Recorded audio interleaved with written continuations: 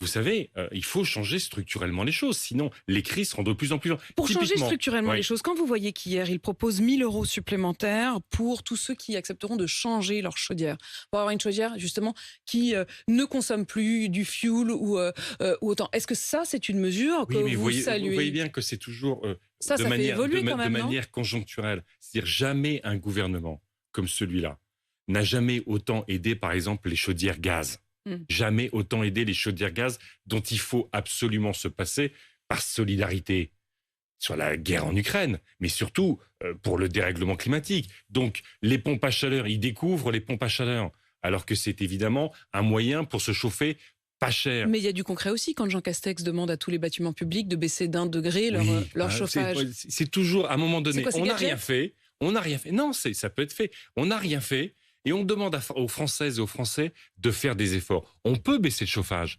mais ça fait un quinquennat qu'on n'a pas investi sur l'isolation des bâtiments publics, sur l'isolation des logements. MaPrimeRénov', ça Moi, vous... écoutez, vous avez vu les dernières statistiques.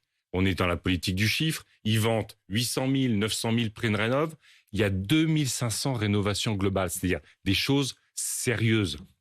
Moi, ce que je demande au gouvernement, et c'est le plan que nous portons, nous écologistes, c'est de mettre tous les acteurs du bâtiment autour de la table, depuis les plus grands groupes jusqu'aux artisans, et de prioriser tous les travaux dans le bâtiment de rénovation sur les bâtiments qui sont les plus énergivores, bâtiments publics évidemment chauffés au gaz, sur les logements des Françaises et des Français où les Françaises et les Français souffrent le plus. On a 12 millions de Français qui sont en précarité énergétique, qui n'arrivent pas à bien se chauffer cet hiver. Eh ben, mettons le paquet, c'est bon pour le pouvoir d'achat, c'est bon pour l'emploi dans notre pays, et on pourra se débarrasser plus vite du gaz russe et lutter contre le dérèglement climatique. Yannick